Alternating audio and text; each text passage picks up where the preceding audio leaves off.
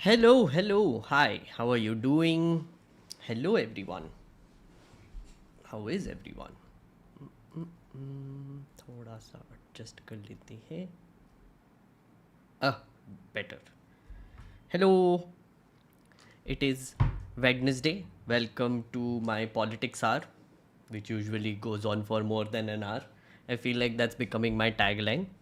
It is called politics hour, but it goes on more than an hour, depending on what I'm covering and what is happening. And also, of course, depending on how much you want to talk, chat, it is all up to you at the end of the day. Uh, it is Wednesday, it's the 11th of October, and it is 9 p.m. Hello, Dheeraj. Hello, Adrian. Hello, Valerie. And hello, Klush. Klush sent some question marks. Is this. Are you asking what this is? Why I'm here? Why we exist? What is life? I can give you answers for all of those. Hello, Harshit. Hello, nerds. Yes, yes, hello. Guys, so first up, Modi review part 2 is out, featuring this gentleman here in the end. So please do go watch it. I hope you have seen it, or if you haven't, please go watch it. Um, the theme for this episode is, can India be a Vishwaguru? And I do a review of Make in India. So, Make in India was a scheme that was implemented 10 years ago in September. So, it was a good time to do a review, right? 10 years. Has India become a manufacturing giant? The whole premise of the video is that we aren't a Vishwaguru. We are kind of a savage nation right now. But can we become a Vishwaguru by increasing our manufacturing sector, becoming an economics, powerhouse, which will make us an Vishwaguru, right? Because that's what the world respects. Paisa.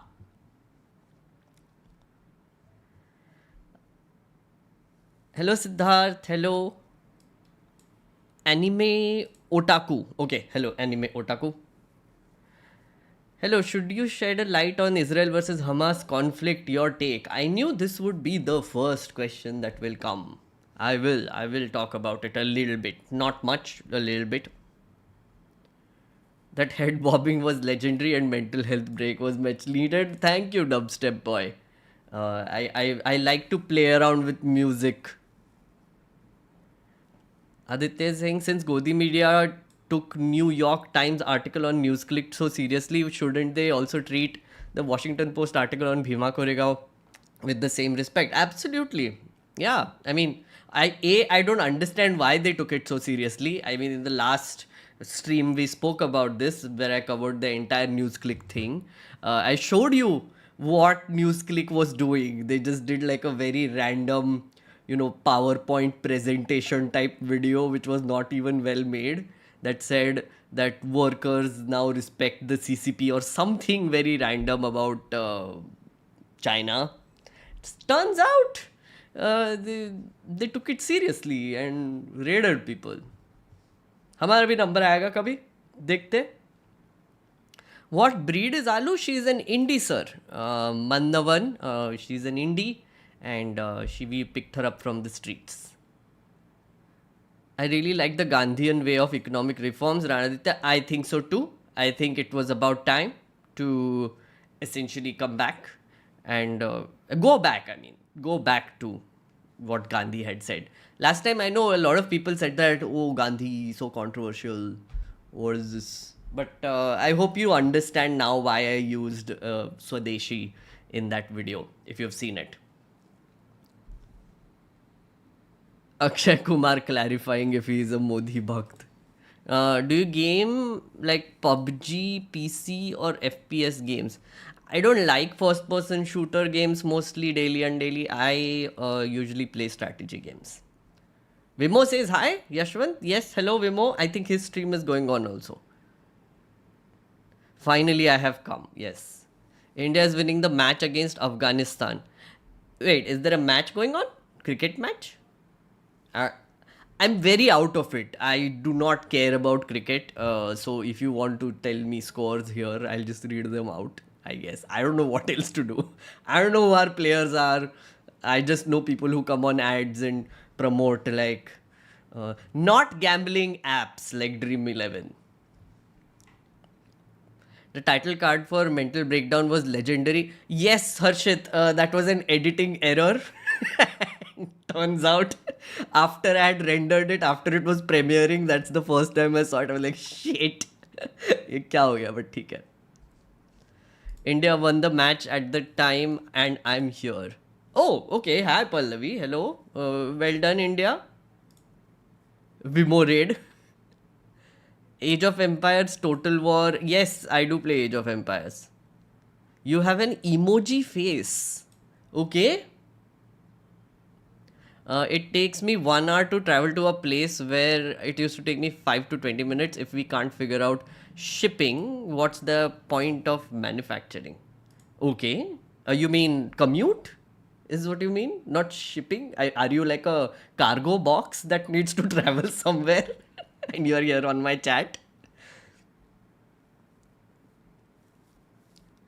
Okay, so I knew the first question. Hello, can you shed light on Israel and Hamas conflict? Your take. Yeah, I knew this would come.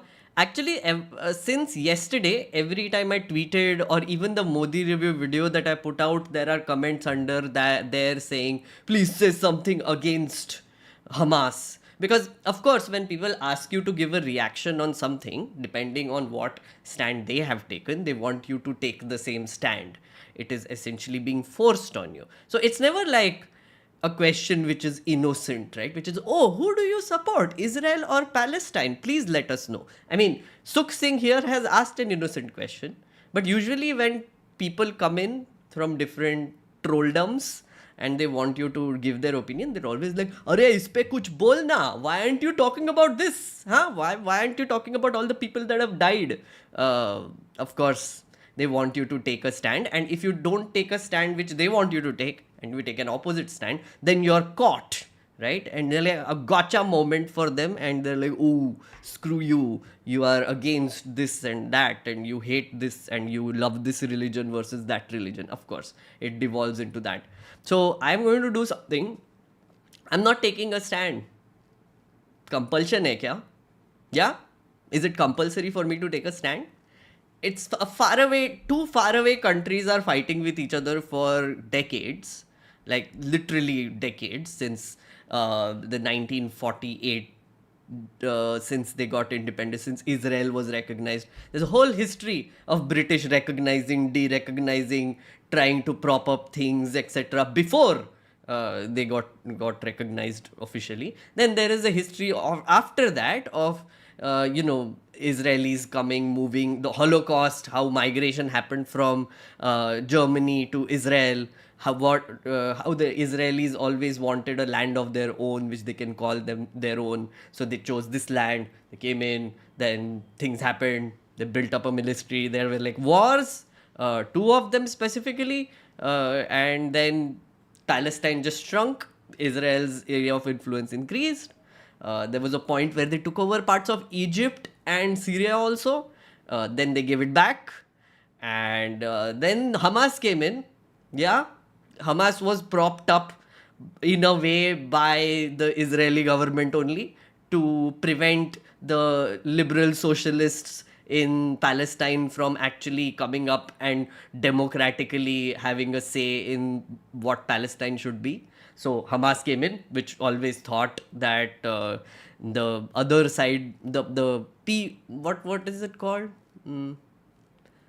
Palestine Liberation Organization, PLO. Yeah, PLO. They always thought PLO was too soft. So this militant group, which was an extremist militant group, came up, and it was funded by America and Israel. And they took over the Gaza Strip. They won elections there, but then they were not allowed to win elections there.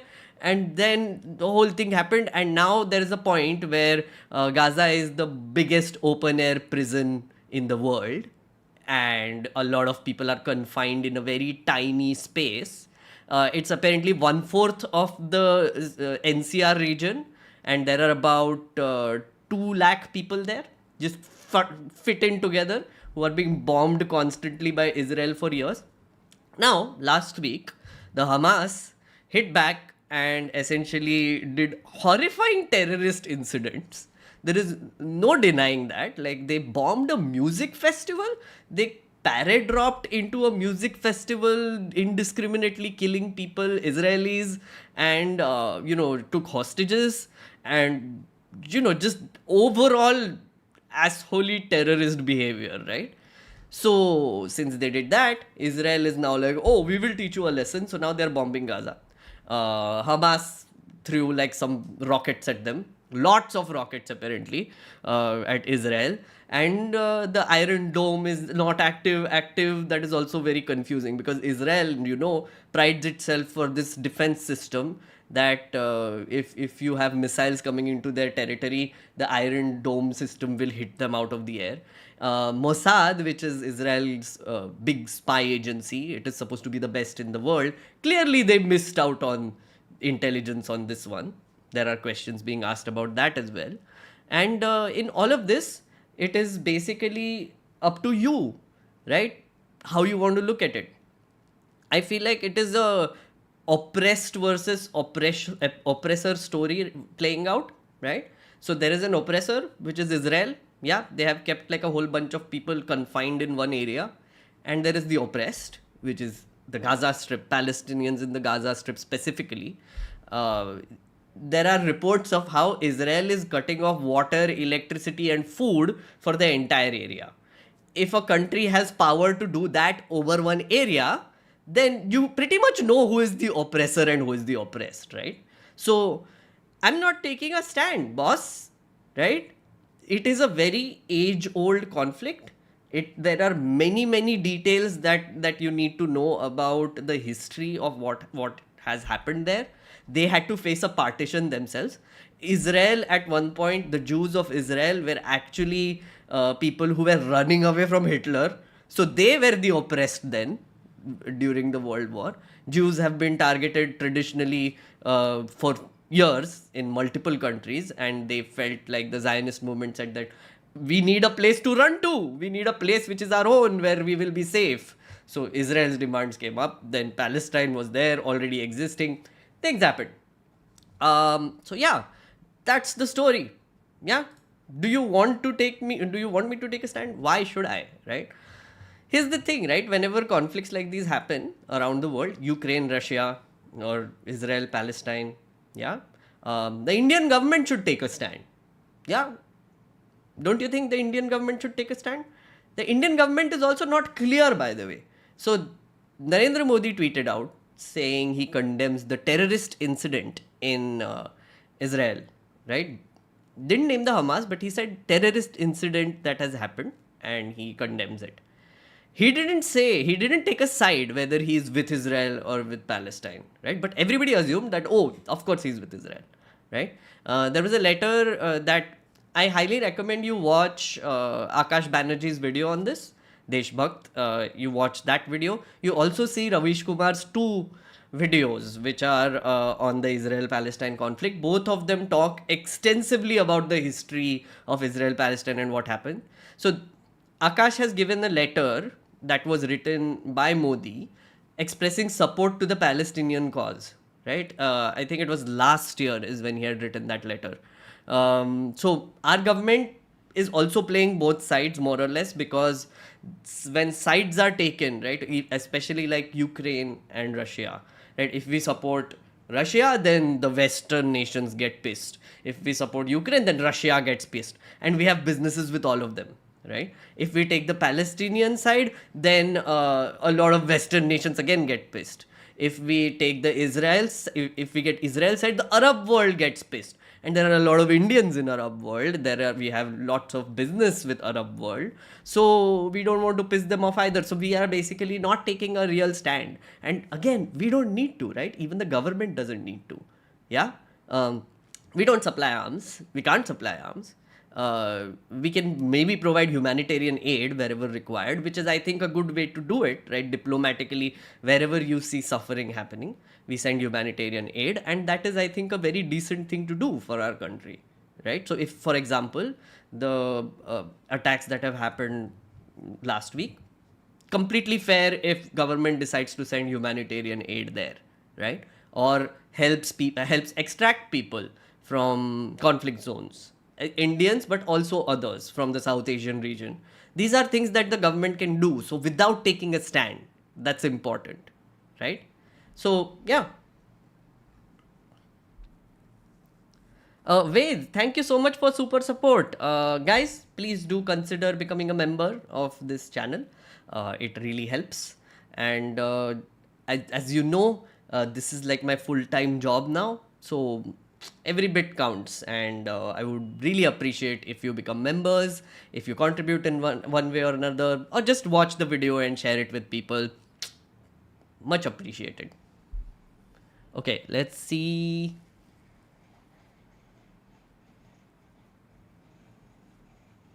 Lots of comments. I can see lots of comments.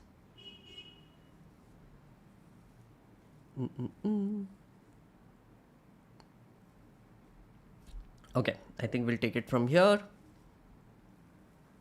Bro, did you play Elden Ring, World of Warcraft, Ghost of Tsushima? Elden Ring, no. I didn't think I wanted to get into it. Ghost of Tsushima, no.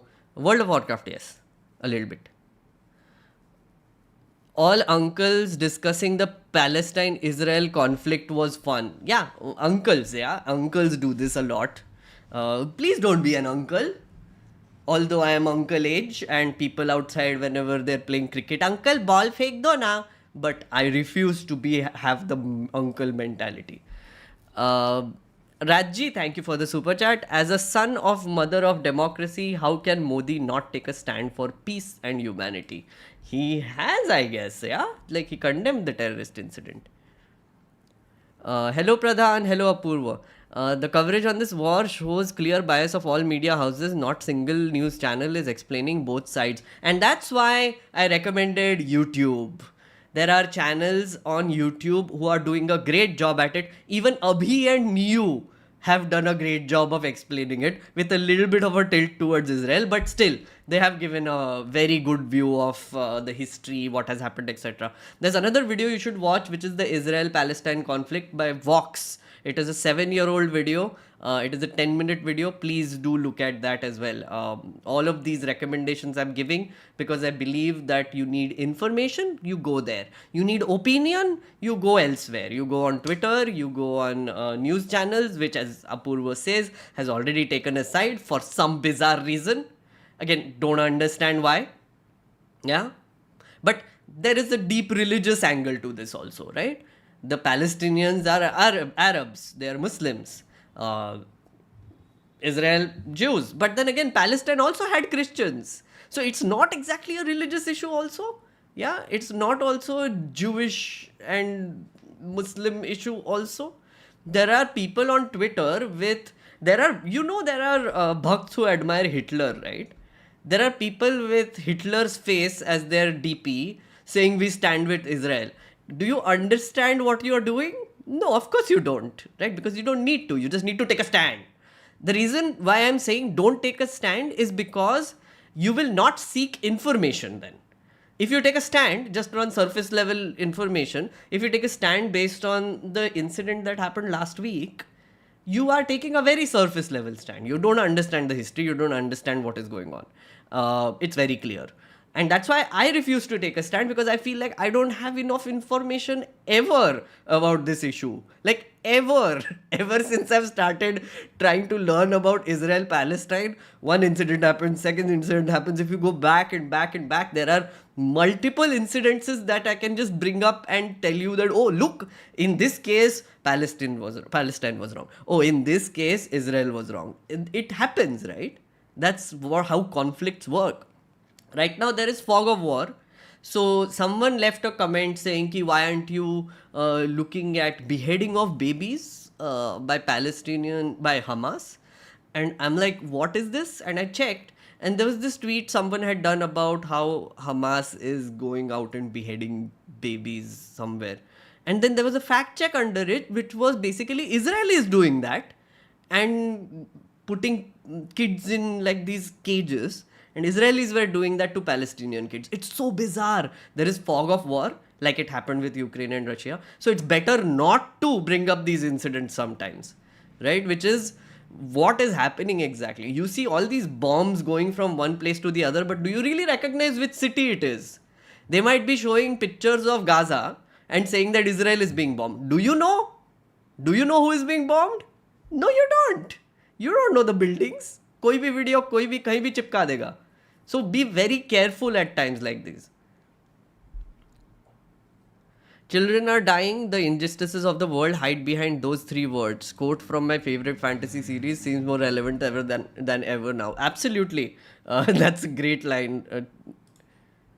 Shreyas Iyer is playing with Kohli. Who is Shreyas Iyer? Sorry. Who is Shreyas Iyer? I don't know. I have a video to show you on the Israel-Palestine conflict also. I will go to that after reading chat.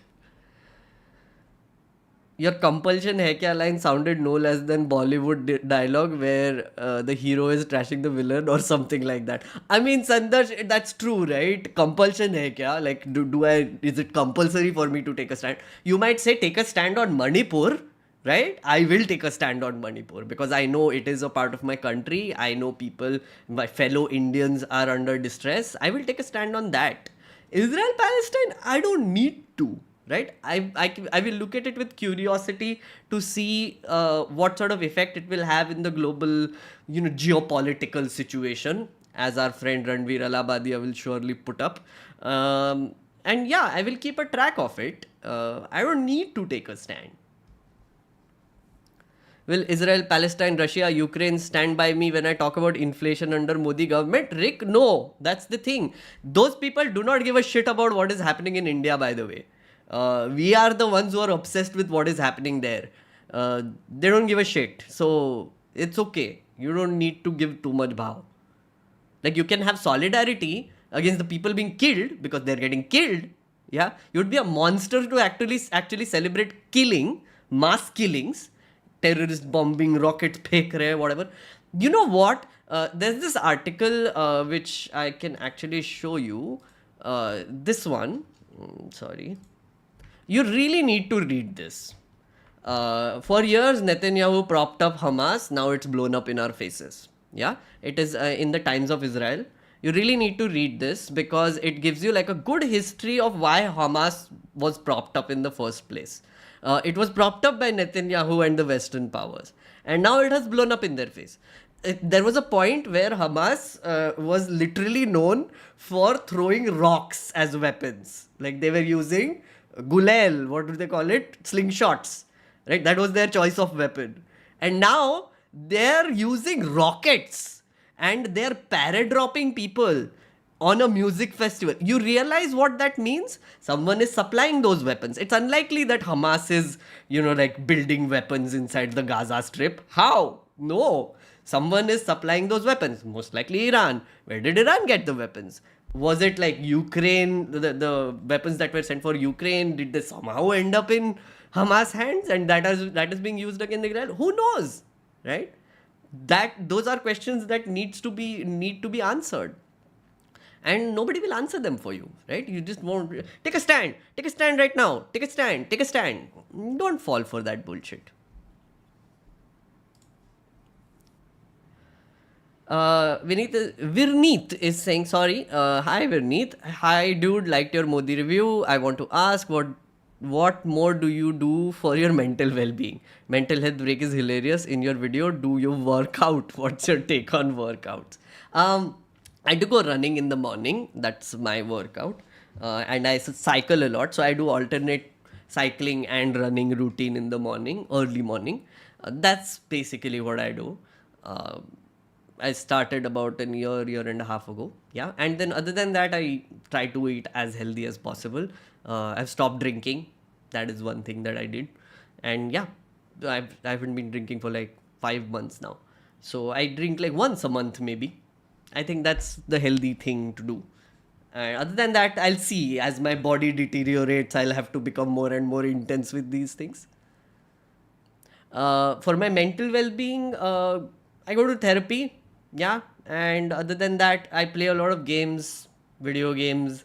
And now I have started a YouTube channel, which is great for my mental well-being because I'm extremely busy now. I feel like I'm working constantly on this when I'm not working, and I took a holiday today for no reason. Like, I mean, I took a holiday in the sense like I put up a video yesterday night and I was like, aaj chill karte hai. So I was chilling, I was playing games today until I started working on the research for this stream. Yeah. Okay, Israel-Palestine, I will do one more video, but so the thing that I've realized is that if I do my introduction at like a 25 to 30-minute mark, more people are here, and therefore I will do my introduction now. Hello, welcome to Meghnerd's Politics Hour. Today we are going to cover a few news items. We've already spoken about the Israel-Palestine conflict when the first question came up. I will also show you a video shortly on that, which I think is very nice, and it will make you realize what I was saying was, legit. Other than that, I want to also talk to you about three big news items actually. One is this report, two reports by Reporters Collective, which are related to Adani and how they got coal blocks in a forest area. Very good report. I want to take you through that. And the second is some officers which have pointed out massive corruption in the Modi government have been transferred. They were from the CAG. So lots of flashback, right? Coal scam bhi hai. CAG में scam भी है, so it's all happening again. Like this is like flashback from 2011 2012 stream essentially, right? So we are going to talk about all of these things, and other than that, if there is anything else you want me to discuss, please leave a chat. If we have time, we will also look that up.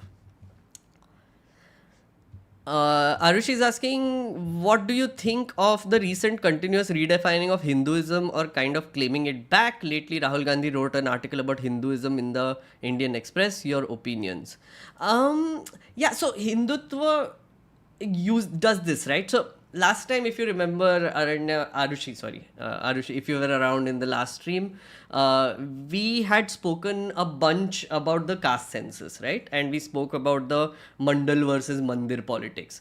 What BJP at some point in the 90s realized is that to oppose or to fight against parties which are social justice based, right, which are based on caste hierarchies, that are based that are appealing to a particular kind of voter, they came up with this umbrella Hindutva thing, right, which is we will coalesce all castes and then there will be this giant umbrella Hindu block of voters which we will appeal to, right?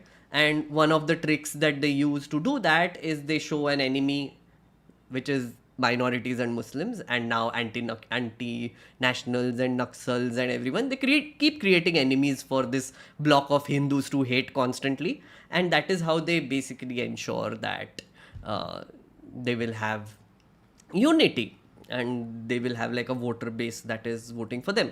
The caste census that has been happening, it's still happening. The news progresses. That will break this up because now people are asking, oh yeah, okay, fine, Hindutva overall, Hindu, whatever. But what happened to the OBCs? What happened to the SCs? What happened to the STs? STs, tribals in different areas, have they benefited from any of the policies? Has reservation been useful? We want data, right? Once the data comes out, the demands will immediately change, right? The demands will change. Conversations will change. In I think the last decade, this is probably the first time I'm seeing the opposition starting a narrative, and the BJP is trying very hard to fight against it, and it is not able to. They just don't know what to say, right? Because they also understand what I just told you, Mandir versus Mandal. Hello, Amey Vaikar. Hello, friend. Thank you for your support. Welcome and welcome to the the membership of this family, YouTube channel, whatever. Guys, if you become a member, you get access to Discord. So I have put up a link. In case it has expired, I'll put one up again. But join the Discord server. We have about 100 people on it now. Match is over. Okay, thanks. Deshbhakt has made a really good 2-part series documenting the whole thing. Yes, absolutely, Karan. That's what I recommended. They treat Gazans like second-class citizens. Who are they? It is a very well done monologue, mate. Good summary. Keep it up with the line. I don't have a stand. Thank you, Pradhan. Thank you. Appreciated. I was thinking about this for a while because I know a lot of people have been asking me to give my stand. You know, the interesting thing that I find now, now that I'm doing these streams, is that whenever people ask me for my opinion on something, I don't want to give it immediately. So I get a lot of time to think about it. So I know that Wednesday night is when I will give my opinion. So I clear my stands, I read up more, I do some research, and then I come up with a stand that I want to take. I don't want to be that person who essentially doesn't take a stand. I always believe that taking a stand is important. But I also feel like there's a filter that needs to be applied on what I need to take stands on. If it's completely unnecessary and only required for social media validation, I don't think that's a very good thing to do. So yeah, these streams are where I give my stands now. I appreciate that. I appreciate your observation, is what I was trying to say. I think we need to get out of India-Pakistan binary in looking at Israel-Palestine issue. People try to portray India as Israel and Pakistan as Palestine. Both are very different issues. Yeah, absolutely, Akansha. Who did this? I mean, I guess someone must have done this, but yeah, that doesn't make any sense. Like, the same rules don't apply. I mean, sure, there was a partition there and there is a partition here, but the whole reason why that happened is completely different. What happened after that is completely different also. Plus, the size of those nations is also like very tiny. Like, we are giant, both India and Pakistan. India had supported Palestine in UN and stuff, but Modi supports Israel. Yep, absolutely. I think Akash has pointed that out in his video. Ravish did a part 2 of his video. Please look at that. That is also good. Jesus, hi. There was a point I remember Edward had mentioned about US-Israel relations. He had mentioned that US will be pro-Israel since the Israel model is very similar to the US one. This is actually another interesting point you bring up. Even with North Korea, South Korea, with even the Ukraine-Russia war, the Israel-Palestine, you will see this whole alignment based on systems of government, which is capitalism versus a little bit of socialism. I mean, Israel-Palestine, not so much, but at the same time, I feel like with Russia and Ukraine especially, but North Korea, South Korea, these are essentially like testing grounds for which ideology wins for the superpowers. It has always felt like that.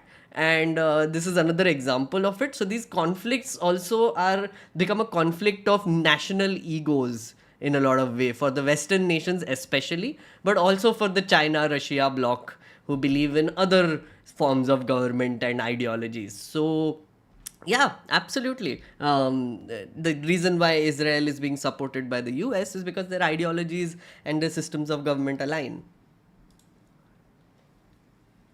We have another member. Khalish, thank you so much for becoming a member, sir. Or ma'am. Sorry for assuming. Isn't Netanyahu technically doing the same thing that Hitler did to Jews with the blockade? They're just lacking some concentration camps through Gaza, could be considered the world's biggest camp. Sanket, absolutely. That's what I said. It is one of the biggest open-air prisons.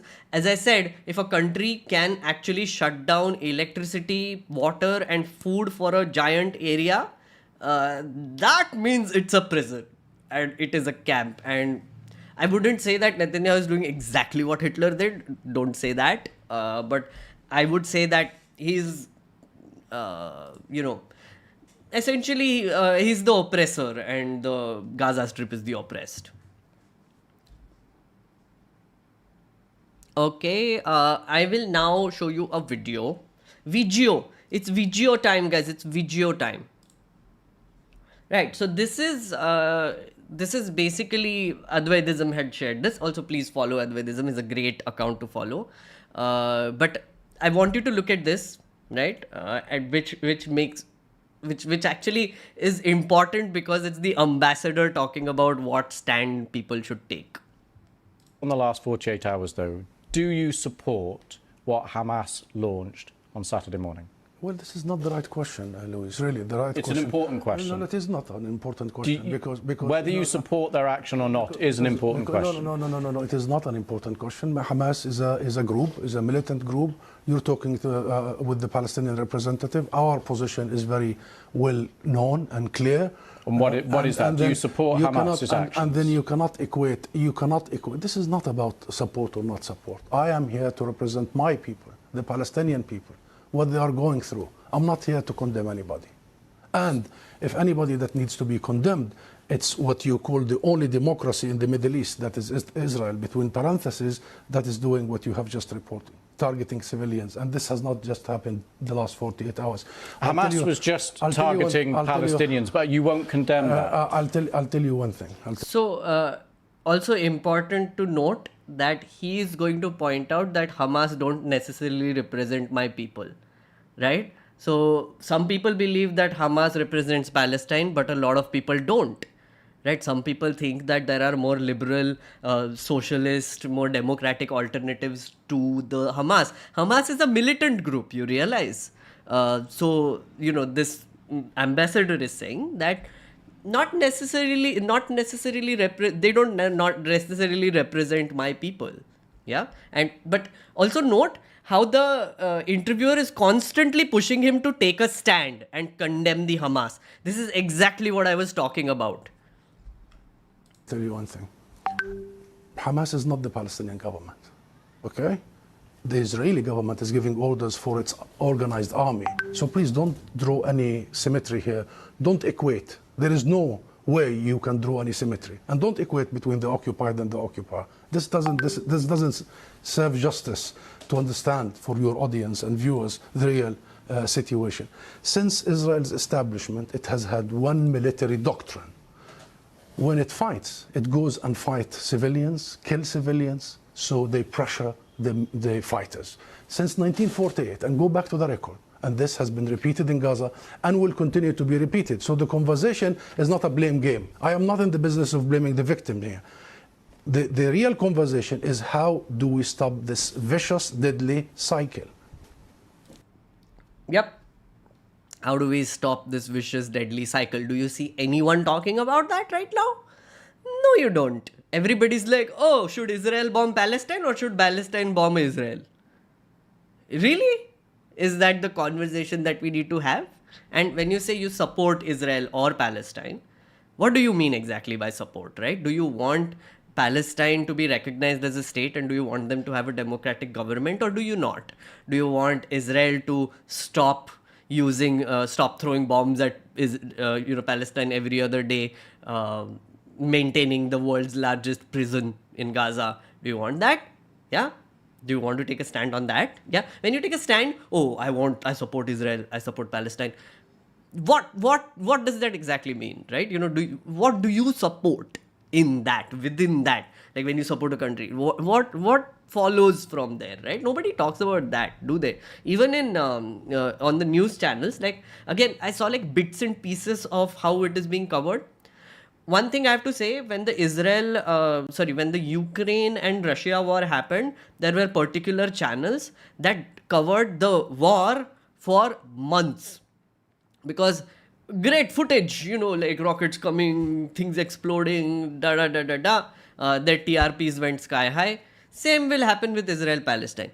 Palki Sharma will go to Israel, Tel Aviv, she's there, putting photos of bombs, etc., whatever. Nobody's going to Manipur though. Yeah, nobody's going to Manipur. You just condemned Israel for killing civilians and you won't condemn Hamas for killing civilians. How many times you have interviewed Israeli officials, Louise? Hundreds of times. Hundreds of times. How many times Israel have committed war crimes right live on your own cameras? Do you start by asking them to condemn themselves? Have you? You don't. You don't. No, I'll answer that question. You don't. You know why I refuse to answer this question? Because I refuse the premise of it. Because at the very heart of it is misrepresentation of the whole thing. Because it's the Palestinians that are always expected to condemn themselves. I mean, come on, this is a political conflict. We have been denied our rights for a long time. So this is the wrong starting point. The right starting point is to focus on the root causes, is to try and get out of this extreme dark tunnel, as opposed to this business And how BBC and the mainstream media for 75 years. You bring us here whenever there are Israelis who are killed. Did you bring me here when many Palestinians in the West Bank, more than 200 over the last few months? Do you invite me when there is such Israeli provocations in Jerusalem and elsewhere? Because what Israelis have seen, which we See, this is also a commentary on the media, the Western media, right? Which is BBC, even New York Times, etc. They never do any anti-Israel stuff, right? Whenever they bring like a Palestinian in, they will always like attack them. They will ask them to condemn what their people have done, which are the, as I said, oppressor versus oppressed. You need to understand that dynamic there, right? So it's exactly that playing out. Yes, pretty proxy war shit. Also, Edward said, pronounced Saeed, is a Palestinian scholar. Edward Saeed, okay, pronounced Saeed, thank you, is a Palestinian scholar who is attributed to study extensively on Orientalism. Interesting. It is not about ideology. Superpower doesn't care just ideology. If two superpowers are capitalist and democratic, they will still fight for their zone of influence. True, Aman, agreed. It is not about... Oh, it's the same thing. Okay. Fair enough. There's a super chat. How come we Indians, once colonized, support a country that is colonizing a country? So in a way, was Bose Gandhi terrorist to ask for freedom? It's very confusing that way. Wait, sorry. I think you can't see the super chat. I will just... Yeah. Sorry, Indranil. Yeah. Hi. Thank you for the super chat. So you're right, but that's what I said, right? You need to understand the whole history of the conflict if you want to take a stand on it. So whenever you are supporting a colonizing country, you clearly don't understand what is happening there.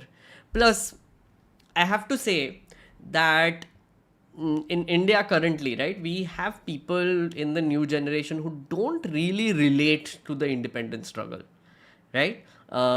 It's been more than 75 years. Our grandparents had seen it. Most of our grandparents might not be alive. My grandparents at least, right? So the next generation that is coming is even far removed. At least my grandparents told me stories of colonization, about how they had to suffer, about how they grew up in extreme poverty and the British and how they were behaving, and events that have happened before independence, a little bit after independence, partition, all the things. Again, in Maharashtra, in Nagpur, partition didn't really affect much. But at the same time, if you talk to people in the north, they will have partition memories, old people. After that came my parents, right? So our grandparents essentially told our parents those stories, which are first-hand stories that happened to them, right? Now, when parents tell their kids, which is my generation stories, or even a generation below that, or grandparents tell them that is even more far removed. Now, the grandparents will die, so the first-hand accounts of what happened will go away, so the relatability and the emotional value of those stories will also diminish, right? And as we go forward, which is as more and more generations keep coming, as we go further and further away from the day of independence, the emotional appeal of independence struggle will also go down. So when you're asking why are we supporting a country that is essentially colonizing, right? That might be one of the reasons that people don't relate to what happened to us anymore, right? And I would say that as well. Like, I don't know. Like, I was born in 89, right? So after that, like for example, like any incident that happens with us now will leave a mark on in our brains. We will tell our kids about it, so they will also sort of relate to it because they will tell it with much emotion. So yeah, independence, yeah, people are dying out who were alive during the independence. So that's maybe one of the reasons, and a theory that I have.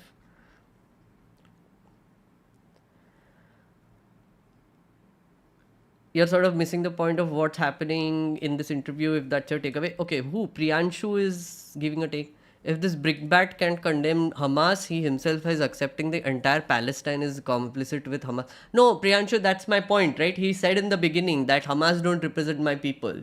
So if he doesn't believe that Hamas is not representing his people, and also his overall point is that, why should I basically do it also, right? When the same courtesy is not being offered to us, ever, right? For the last few years when Gaza was being bombed, Palestine was being bombed, we haven't been offered the same courtesy. So why should I do it now? So it's a stand that you might disagree with, might agree with, but I wanted to show that clip just to tell you that there are there is deep context here at play, right? So the stands are taken according to this sort of nuance, and the people there are taking those stands.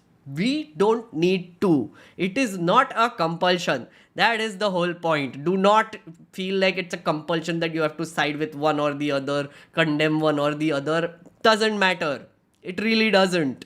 The people who are taking calls are giant capitalists and techno-feudalists that exist all over the world. They are taking calls on wars. They are taking calls on who meets who and what happens between countries. You and I don't matter, boss. So don't force yourself. काय को दिमाग खराब करना है तुम्हारा, right? Why do you want to stress yourself out for no reason? Don't do it.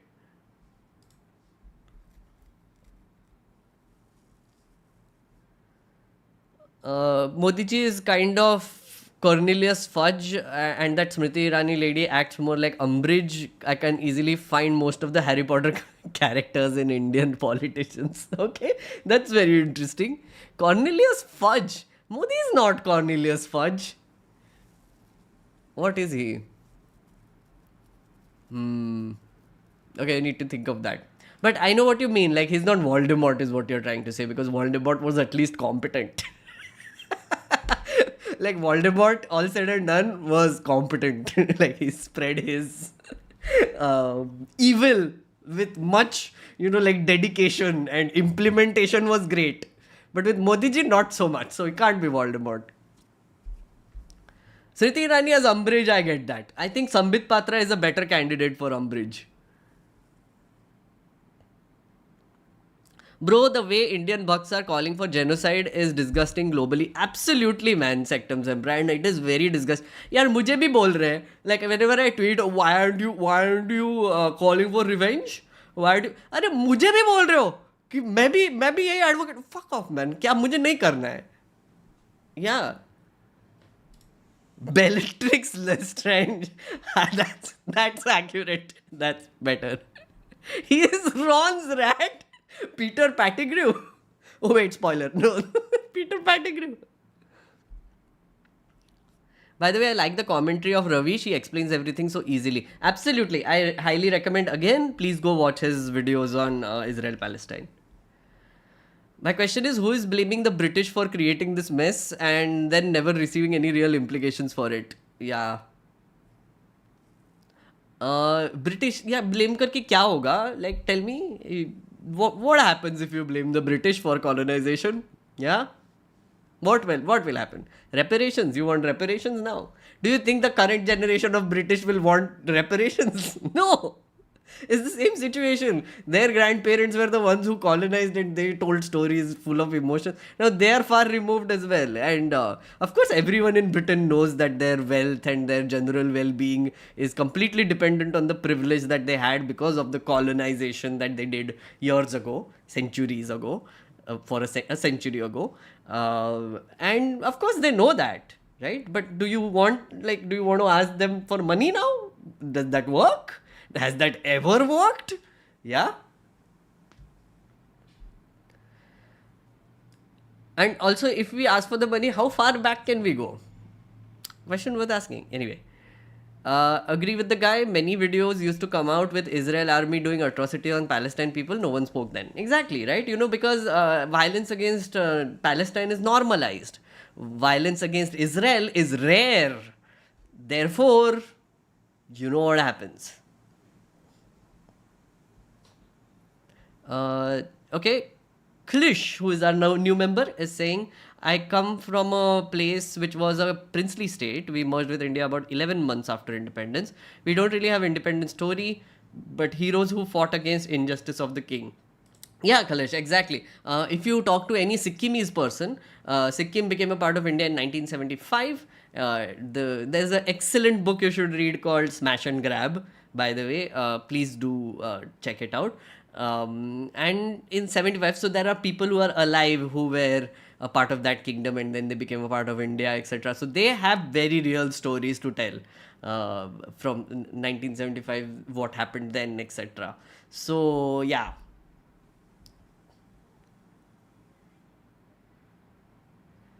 I feel this don't pick sides advice is weak because I can say the same for everything wrong within India.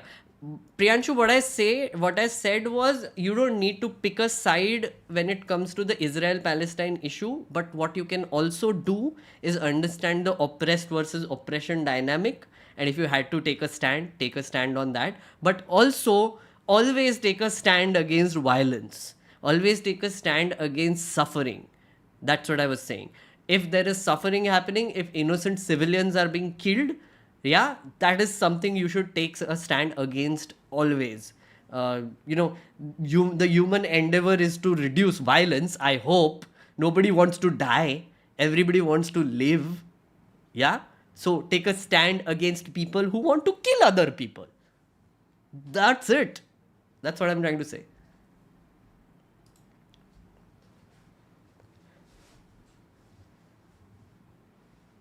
This conflict gave my closet Sangi friends an opportunity to be openly Islamophobic. Do they really need a reason to do that?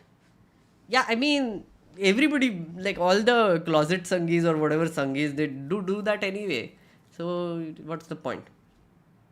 Okay, I think the chat is going cold on the Israel issue. So, I will now move on. I will read chat, of course, again, but I have some stories to cover. First one, which I will take, is on our favorite business sir. Yeah, on this stream, we refer to some person as a business sir. Business sir is might or might not be Adani. Disclaimer: business sir is might or might not be Adani depending on the situation, right? So, depending on the liability situation, the legal liability situation, and that I come up with on the fly. So please understand that when I say business sir, it might or might not mean Adani or anybody else. It might be a completely made up thing. Okay, yeah. Disclaimer was important. So, let's start with the first one. Can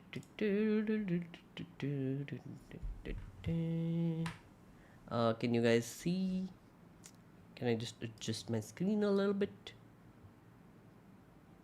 Oh. Is it aligned properly? Yeah, okay. So, Reporters Collective. Guys, please check out Reporters Collective. It's a very good organization. So, Shri Girish has been doing some excellent reporting for Reporters Collective. And they're currently facing a financial crunch also. So, please, if you can support and donate, please do consider it.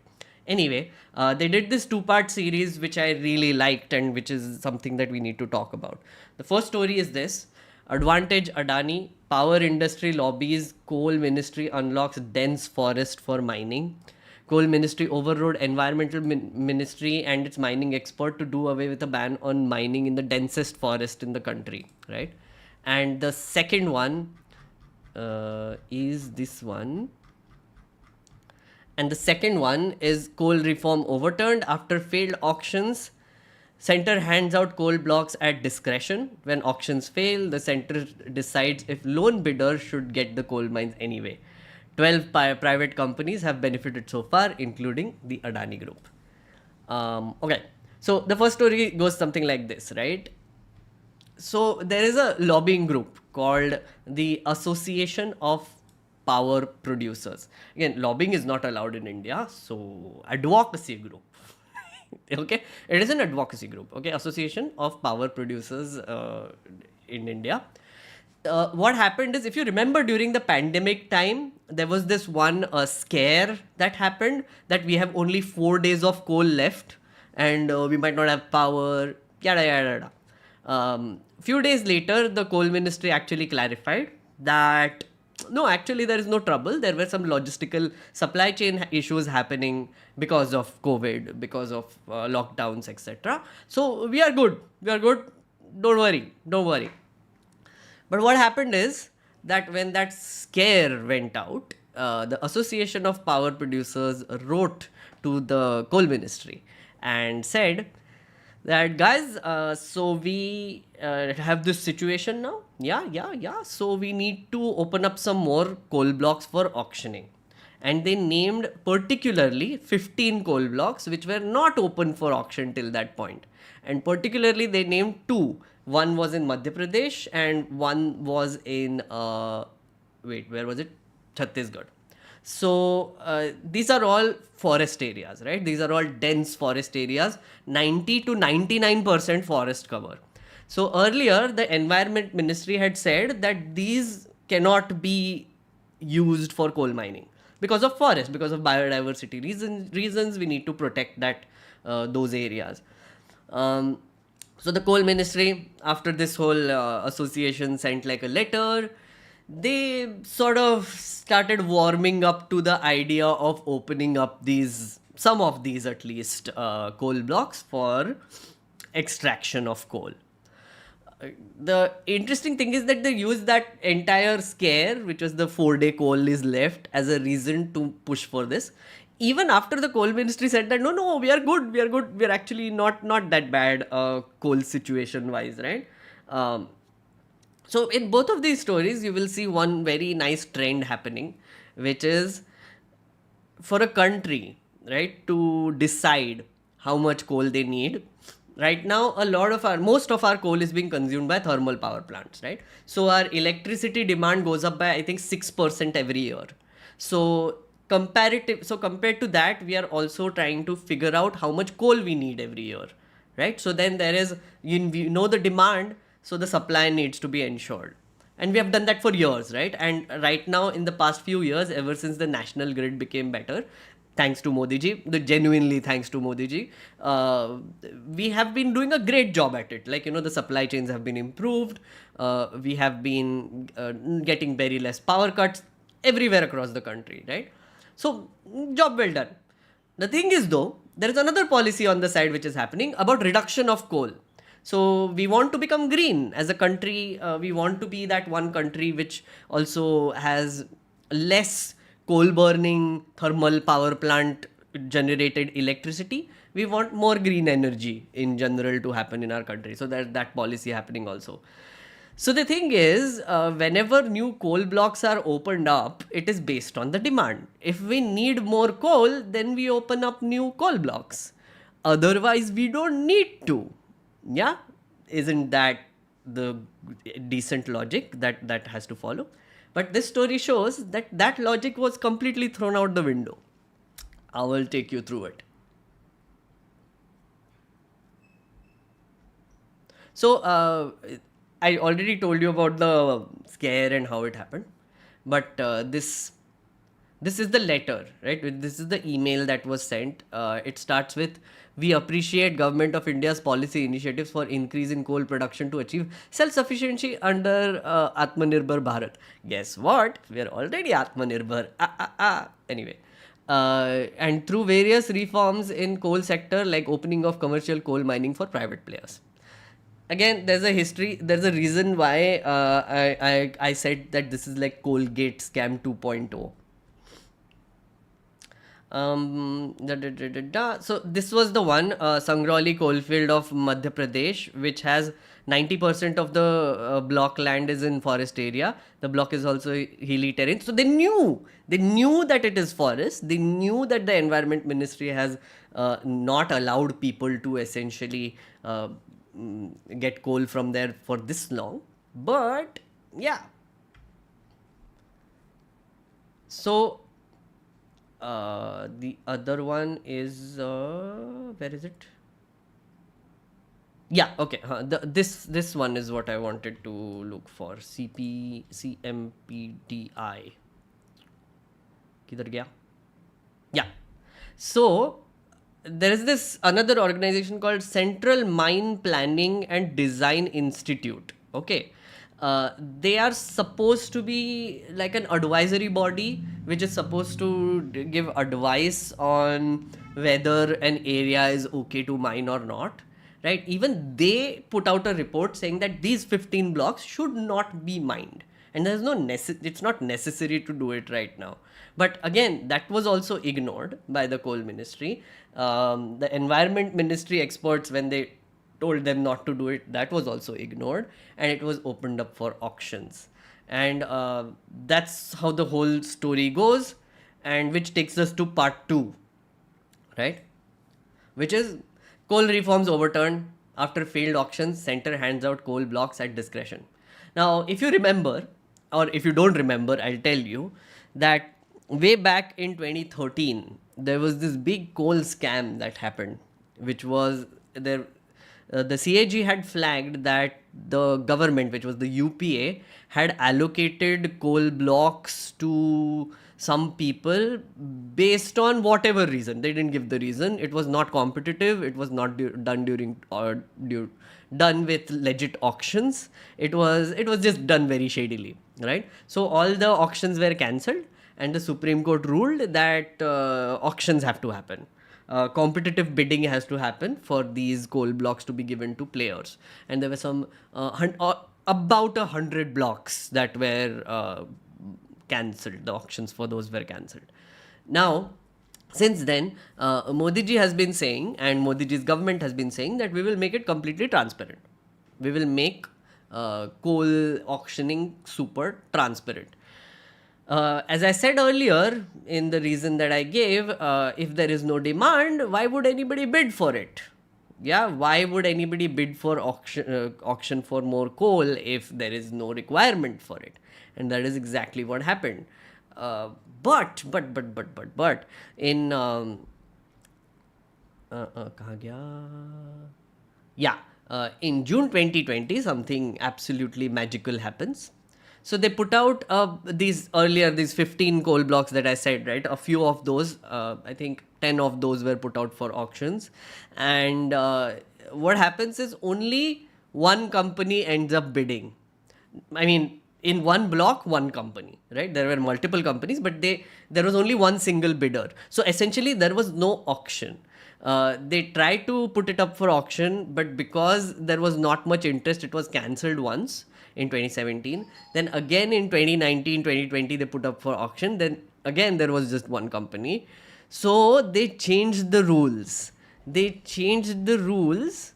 And said this office memorandum that the competent authority will set up an empowered committee of secretaries to deliberate and decide and recommend a certain matters pertaining to auction methodology and associated matters, right? So the committee would consist of Secretary, Department of Economic Affairs, Secretary, Legal Affairs, Secretary, Petroleum and Natural Gas, Secretary, Ministry of Coal. Yeah. And the last line, which is the most important one, it said, in case of single bid after successive rounds of auction for a coal mine, appropriate decision regarding allocation of mine. Yeah? In case of single bid after successive round of auction for a coal mine, appropriate decision regarding allocation of mine. What that means is if there is one company bidding for this block, they will get it for whatever price they asked for. Yeah? And that is exactly what ended up happening. Single bidders that won auctions. All of these are single bidders which won auctions. From Jharkhand to Odisha to Chhattisgarh to West Bengal to Madhya Pradesh to Telangana, all of these blocks had single bidders and they were given off to these companies, which has Rungta Metals, JSW Steel, Rungta Sons, Moonpie Metallics apparently, Jitusol, Bharat Aluminium Company Limited, Birla Corporation, MP Natural Resource Private Limited, 21st Century Mining Private Limited, Vedanta, and Avantika Contractors, right? And a bunch of them, so a few of them were given to Adani. I think two of them. Adani backed the block without any competition after promising 5% of the revenue share. For comparison, in the first tranche of commercial auctions, the minimum revenue share of any bidder was fixed at 4%, right? So don't need to go into all these details. What essentially ended up happening is that because there was a single bidder and because this rule change was done, two of the blocks went to Adani, a few other blocks went to all of these companies, right, for dirt cheap prices. Now the kicker is this last part, right?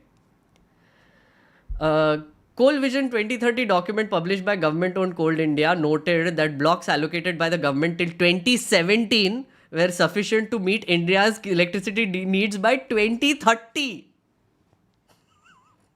You realize what is happening? 2017 tak, whatever auctioned blocks existed, they were okay to give coal till 2030 according to our demand. Yeah? It said, so as I said, electricity demand for growth is 6% per year. The net demand for electricity by 2030 would require 1200 million tons of coal. They point out that the government has allocated enough coal blocks to be able to produce 2200 million tons of coals by 2030. The double capacity. Now you would say, but they will export it, right? Again, the entire world is supposed to move towards less coal burning. And we are like, extract more coal, send it all across the world. Great global warming, amazingness. See, this is why I feel like our G20 and all that is bullshit, right? When they give like fluffy statements like, oh, we will move towards a carbon neutral, whatever, we will protect the environment, we will form a block of countries that will go green and sustainable, yada, yada, yada. When they do shit like this, garbage. Absolute garbage. You make whatever statements you want. If you are extracting double the amount of coal required in our country and then exporting it wherever you want. Yeah. Capacity of already allocated coal blocks is around 50-20% higher than expected demand in 2030. Yeah. So that's the story, friends. That's the story. It is horrifying. Okay. Questions? Sectum Samurai, bro, you selling merch yet? No, sir, I don't know what to sell yet. I'm not sure if I want to. I don't understand it also.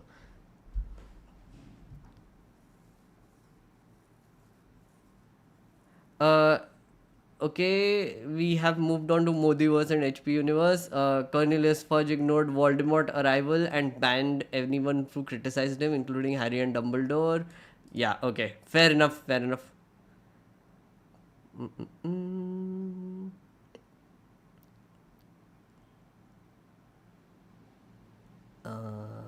Indian politics is like khichdi, like some party's ideology. Oh, there's a new member, Akashdeep. Hello, hello. Welcome to membership of this channel. I need a line for this, I realize. I need many lines which I can just like, which streamers just say, right? Do you think the Congress NC win in Ladakh Kargil is an isolated event because of 370 or hope for similar scenes elsewhere in the country? So that I'm not sure. Difficult to predict, man. Because local level elections are very different from national level elections, and you will see this happening all across, especially in places like Odisha, even where simultaneous elections happen, right? State will choose, for the state assembly, they will choose a regional party, for the central government, they will choose BJP, Congress, whoever. That keeps happening. Indian media be like, Adani, corruption, Manipur, hatao yaar, Israel-Palestine, apni side batao pehle. Meanwhile, Palki Sharma thinking she cannot be called Godi media as she shows. She does shows in English. Yeah, so that's the thing. No, there are like these interesting stories that are being done by independent media. I feel like our news are our news hour is going to be mostly dedicated to stories like these. I genuinely don't want to fall for the trap that mainstream media usually puts up. And I would like to also give you context on why should not fall in such traps, which is the Israel-Palestine issue. I genuinely feel it is a trap in our country for distraction purposes. So don't do it. Don't fall for it. It's as easy as easy as that. I know I paid same request to IVM for 30%. It got unnoticed. I don't understand what is happening. Dude, you sack big time. Really interesting name. Is saying that I sack big time. Okay, thanks, man. Thanks for keeping my chat interesting. Meme guy opining like a big shot businessman. Oh, okay. Thank you, big shot businessman, I guess. I like it. Real interesting name. We do need some trolls here. I'm glad you have arrived. I do need someone to, be sarcastic to, make fun of, be angry at, pull down. It makes things interesting. Things become spicy when people like you exist. Really interesting name. When you show up on my chat and you call me names, I love it, because usually, I love my crowd of people here, right? Which agree with me on most things. They're very decent people, but you are the entertainment for us.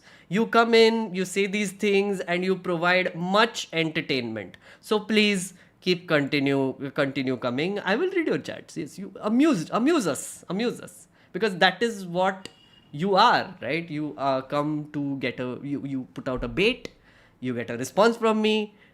You feel like that's entertainment for you. I feel like this is entertainment for me. Chat gets amused. We all go home happy. Yeah? Thanks for coming.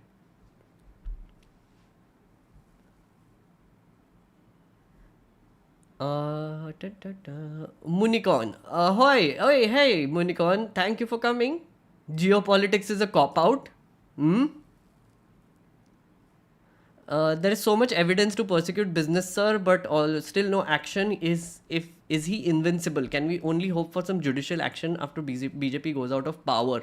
One thing I had also opened, which was very important and relevant, is this.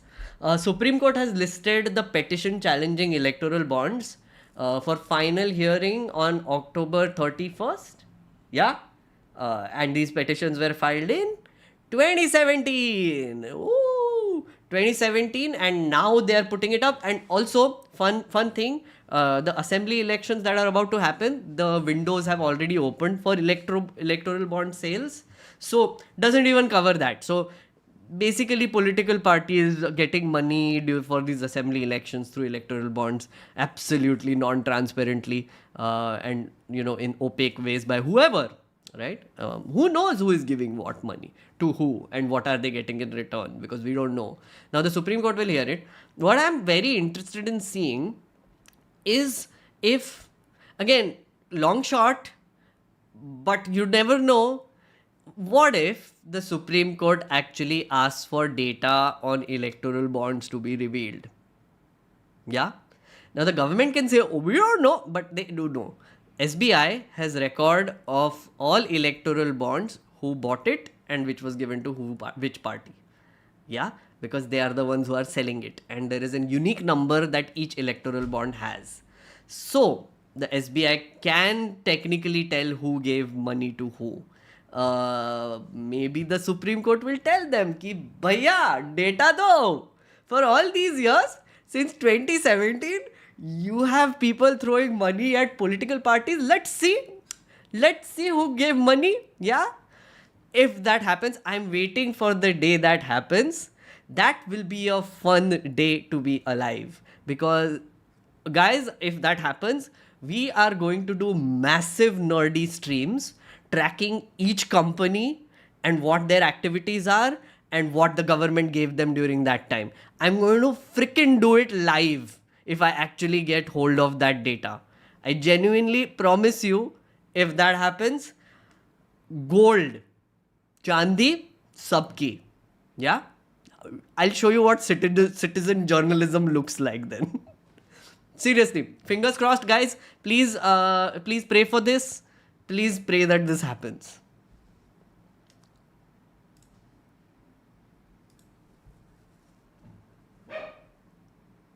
There is so much evidence to... Yeah, okay. Welcome Meghnerdy would be a great line. Okay. Meghnerdy. Welcome to Meghnerdy. No. It doesn't sound nice. Yeah. As once I think Trevor Noah said on his show that most politicians around the world set the net zero carbon timeline to a time when they won't either be in power or even alive. Exactly. Khalush. I don't know how to pronounce your name. Khalush. But yeah, you're right. The threshold of 1.5 degrees above pre-industrialization level has already been breached this year. But wow, G20, wow, Modi ji. Exactly, Akashdeep, right? सब साले statement देते रहते हैं, fluffy as hell. And when it comes to actual action, they will sell intense amount of coal mines for people to just like dig up. Yeah, more than required, and export and make money out of, and the revenue share of the government is minimal. So basically what the government is doing, take our natural resources. नहीं, सबके बाप का है, right? हमारी बाप का है, right? They low, send it out, export, make profits, do whatever, no action will be taken against you. बस हमको ना maybe एक हाथ दो electoral bonds दे देना side में, okay? Please sir, business sir, please some electoral bond, let it come here. We will not do anything against you.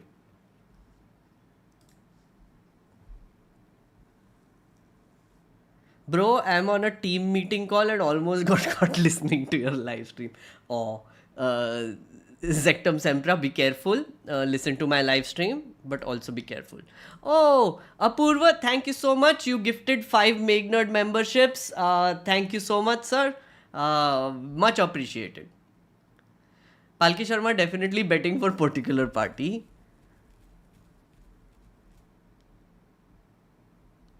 Arvind, Chetram, Tabish, Ayush and Scranton Strangler, welcome.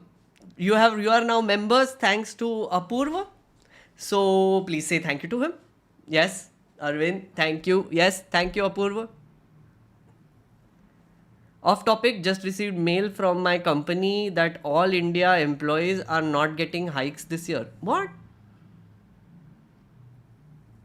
Okay. Does Shashi Tharoor deserve more attention? Isn't he already getting a lot of attention by default?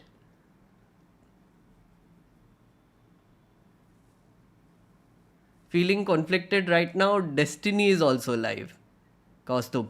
Oh, Destiny is live. Wait, no, you wait here. Kaustubh, you wait here. Indian streamer ko bhav do, please.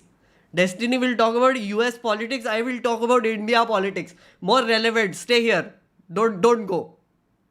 I dare you to go there. No, don't go. जोर से बोल के लोगों को scheme बता दे. Exactly, that's what Supreme Court should do. That should be like the end line of the verdict. जोर के सबको electoral bond schemes के बारे में बता दो.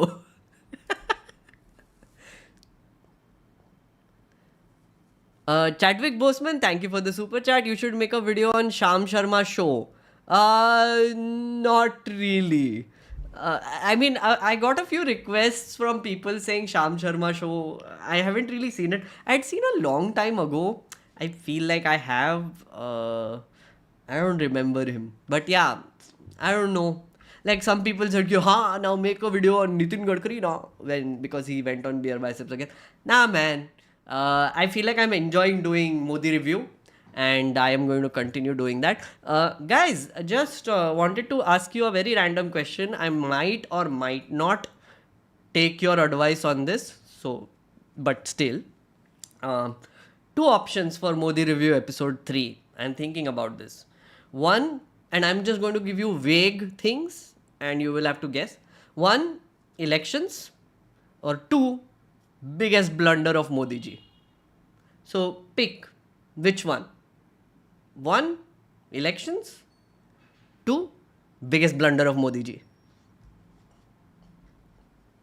I want to see your interest. I want to see your interest and take a decision on it.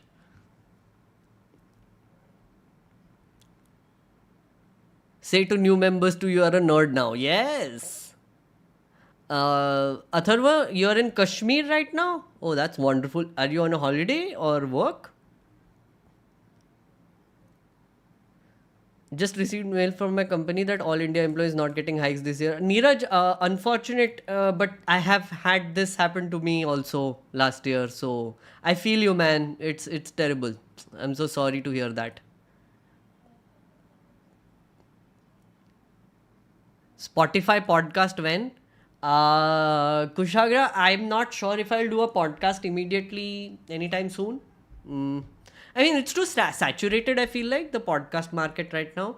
Plus, I think that whole setup that you need with like 2 cameras and, you have to talk to people and all, lots of effort, right? Maybe at some point, I don't know if I'll do it here. Again, as I said, enjoying doing Modi review, enjoying doing videos, so I'm figuring that out first. It's just been a month, guys. It's not even a month. So I ended my job on the 15th of September. It's 11th of October. Not even a month. Put out a bunch of videos, covered the special session. I have a few more plans of what I'm going to do this month.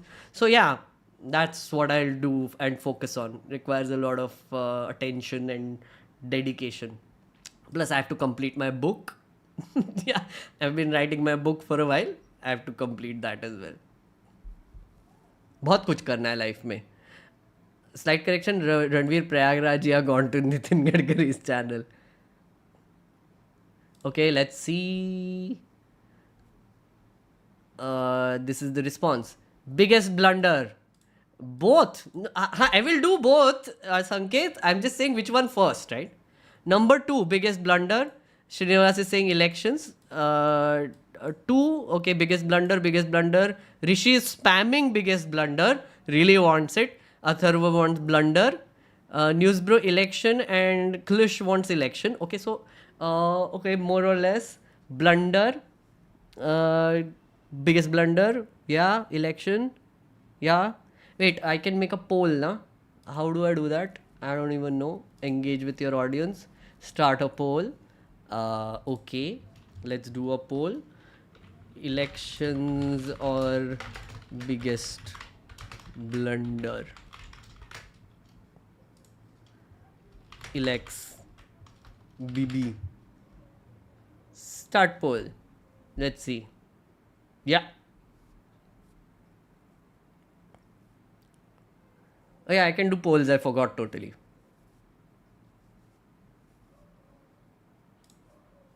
Okay, let's see. BB elections. BB is winning. Okay, BB is winning.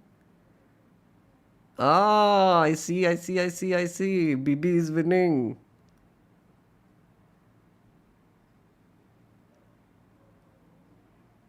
Yeah. Okay, interesting.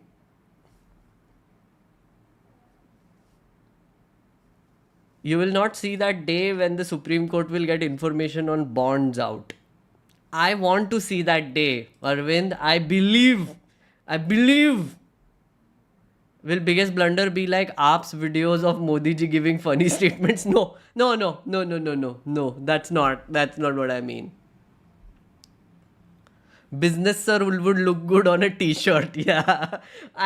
Oh, that's actually not a bad idea, Akashdeep. ये सोचना चाहिए ना थोड़ा merch वर्च के बारे में. Yeah. Let's see. I feel like Deshbhakt has some very cool t-shirts, huh? Must say. 2.3% depends on how much you are earning. Lot of things have been planned. More investments, better living conditions. Now all gone. Neeraj, so sorry to hear that. I am currently running on savings and fumes. So totally understand. I don't know where my life is going. Zero savings will happen now for a while. But yeah, let's hope कि जो save किया है 4-5 साल से थोड़ा बहुत इतनू सा if I can burn it a little bit to see if I can build something. Okay, clearly BB has won. Big blunder. I will take this seriously. I will take this very seriously. Yeah. So episode 3 on biggest blunder, and then we will do elections. Thank you so much, chat. It's done. It's done. It's decided now. In my head, it's decided.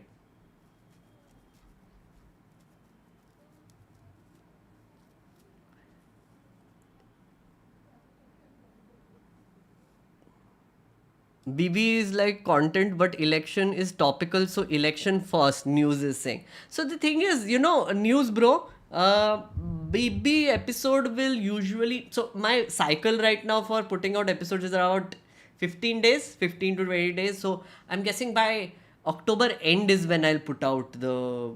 October last week is when I'll put out the BB one. And then after that, when the elections actually start, we will do a lot of streams on elections also. So it will be like election season mostly, right? Which is November, and the result will be in December. So I can time it according to that a little bit, right? Which is like maybe mid-November is when the election episode can come out. And I will have a lot of context to give also when the elections are going. So it also makes sense that way. Again, like some people said that the G20 thing of the episode that I put out should have been done when G20 happened. That's not the point though. That's not the point. Like we are creating a record. So it doesn't matter. Timeliness doesn't matter. It's ephemeral.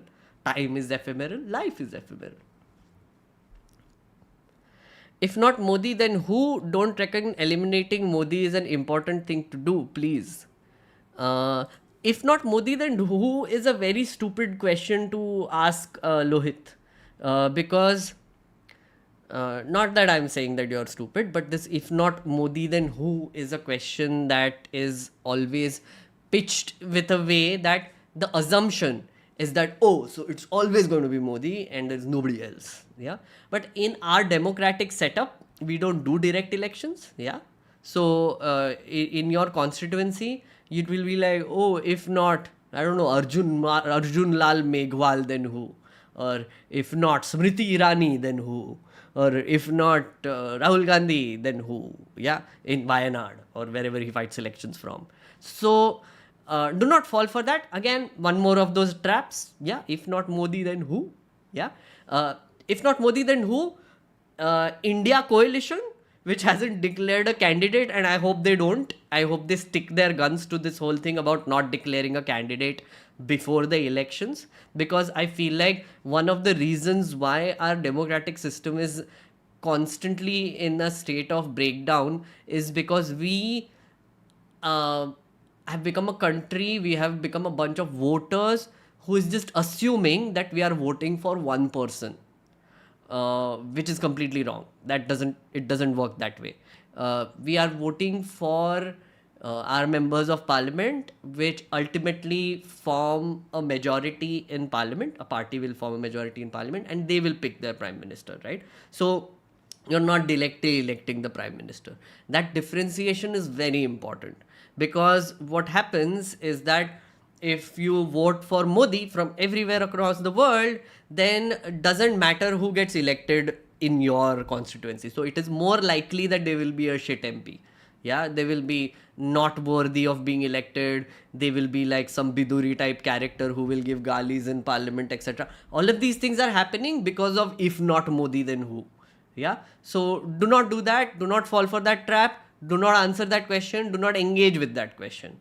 I genuinely think that we need to be very, very aware of what this question means now, right? Look at how it is also pointing towards a breakdown of our democracy, pointing towards bhakti and eventual dictatorship. So do not do that. What about political vlogs from Kolkata? Prishab, yes, I am going to Kolkata soon. Announcement. There will be no live stream next week because I'm going to Kolkata and I'm going for Durga Puja. So I will be researching, writing, doing whatever work there, but I'll come back after I shoot. But yeah, so very likely I will put out a vlog soon from Kolkata, Durga Puja vlog. Might be political, might not be political. Who knows these things? Who knows these things?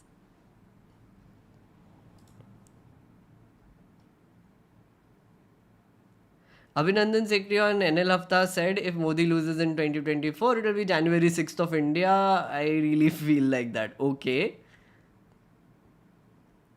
Pujo vlog. Yes, Antariksh Mitra. I spent approximately 5 hours a day on YouTube in 2x speed. I've realized to begin with, alt media who do journalism and reply to subscriptions on subscriptions only are the best starting point. Yeah, agreed. Kaustubh, that's what I was just listening to this. Who was I listening to? Madhu Trehan. Madhu Trehan did an interview with Barkha Dutt, right? About changing landscape of journalism and all the things. And Madhu was very dismissive of how...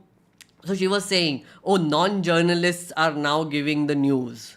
They are on YouTube, they are on all these platforms. Like some 22-year-old is doing short form videos on Instagram and giving the news, etc. And she said it in this sort of a derisive way also. I felt like that at least. And I feel like, when journalists are not doing their job, when technically mainstream journalists who get paid a shit ton of money, they're not doing their job, someone has to fill the void, right? And I feel like citizens will stand up and they will fill the void. Yeah. People like us will fill the void. Yeah. And one of the reasons why I think this is nice, this is important, the live stream, etc., is because it's very participative. Because I don't pretend like I know everything. Sometimes I'll get questions from you which I will not have an answer to, and I'll tell you about it. It also has that element of transparency then, that I am interacting with people who are actually consuming my content on a regular basis. So there is that element of, being in touch with the people who are consuming my content on a weekly basis. Yeah. So I feel like this is the future of journalism. I declare it. Live streaming is the future of journalism. Live streaming is what is going to replace debate TV give it another 3 years. No, 5 years. Okay, maybe more or less. If we do our bit, if we make our streams popular, if we make live streaming popular, yeah, who knows? I genuinely want to move into a direction where I'm doing long ass streams through the day, because I know there are people in the US, UK, even Destiny and people who do it. I want to see if there is an appetite for it here. Eventually, I really hope that people do shift from debate TV to something like a live stream. My wife doesn't comment on your lifestyle, is it? Okay. Poll duration was too short, Tanya. Oh, wo itna hi tha. Very short poll duration. Blunder. Oh, you said blunder. No, blunder one. Tanya, blunder one. Oh yes, political vlog was awesome. Thank you, Apurva. Yeah, I'm going to do a Durga Puja vlog. Very excited about that. Do you think Shashi Tharoor can be a PM candidate? What are your thoughts on the guy? Bharat. Again, PM candidate. See, that's what I was also saying. No, like we don't directly elect our Prime Minister. We shouldn't directly elect our Prime Minister. The party which wins a majority should take a call on it. And frankly, the Congress will never take that call. I mean, circumstances maybe, I don't know. Manmohan Singh did become a Prime Minister. And that was very unexpected. So, you never know. Will he be a good one? I don't know.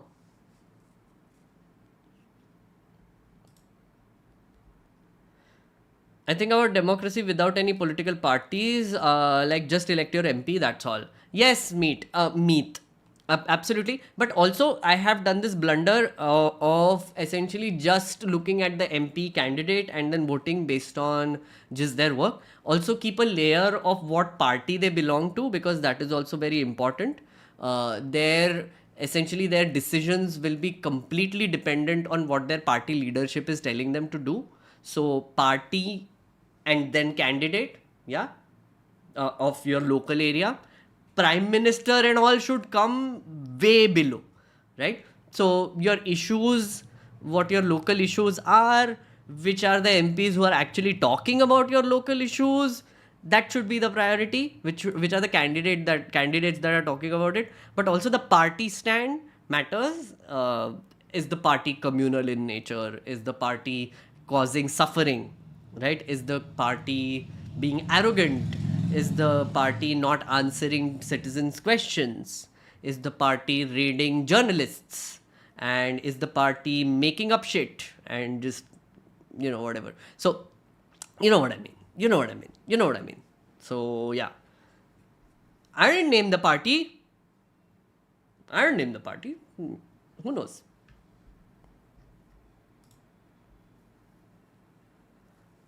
Sorry for the delay here, but I feel take a stand if it matters. We should take a stand in the case of Manipur because our voice matters. But in the case of Israel, does our stand even matter? Exactly, Rana. That's exactly what I said. Taking a stand on Manipur matters.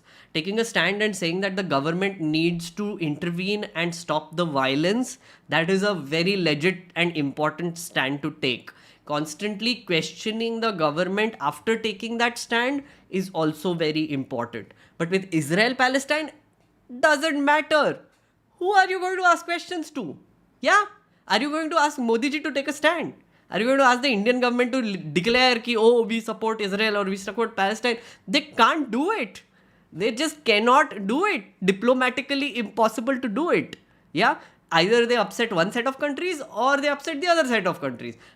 All the countries we have businesses with. All the countries we have like trade relationships with. Yeah. Already our economy is not doing great. Modi ji has been trying to attract like a shit ton of investment. Not really successful yet. If he takes a stand on the matter like this, one half just shuts down. Not doing it. I know Modi ji does a lot of things. He does a lot of random things and makes a lot of random announcements and statements. But he's very careful about what he says to an international audience and what he takes a stand on. Yeah. I think there he's completely dependent on bureaucrats. And bureaucrats like S. Jaishankar are not stupid. They know what's up. They say the right thing when the right requirement is. They also have this obsession of, saying like some bombastic statement and turning it into reels and then promoting it internally in India. Yeah, that is one more thing that they do. But at the same time, when they talk to an international audience, they are a little bit more reasonable. Yeah, so keep that in mind.